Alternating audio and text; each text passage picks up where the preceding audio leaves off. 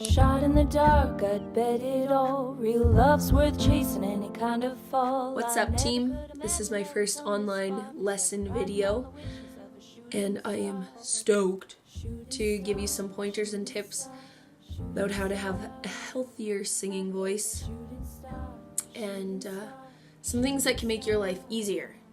That's what we're trying to do. I think a lot of times when people come in for lessons, they're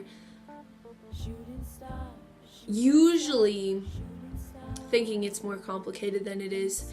It just comes down to a few fundamental things and doing those fundamental things really well. So here it is. Fundamentals.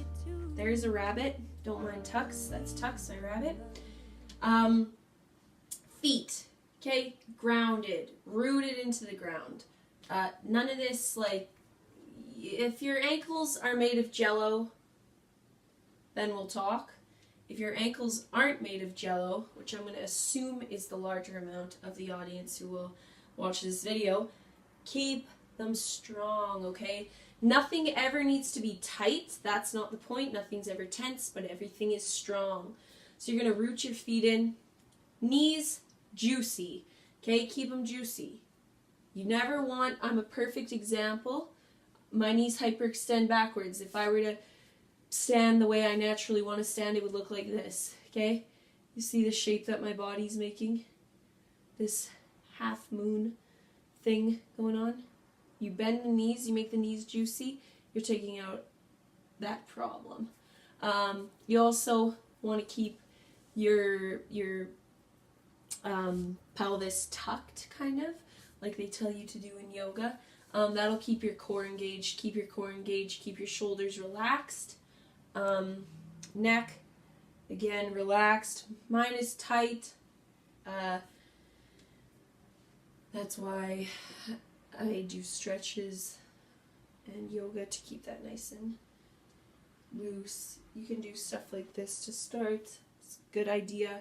You can physically massage the throat and the neck muscles, and that can help as well. So shoulders down. I have a lot of tension up here, so I'm not going to be the 100% best example of this, but I'm doing the best I can with my body now, and that's the key. Just doing the best with the way your body is now. Your body will change and grow and move and shift as you correct all these postural things, but do what you can now.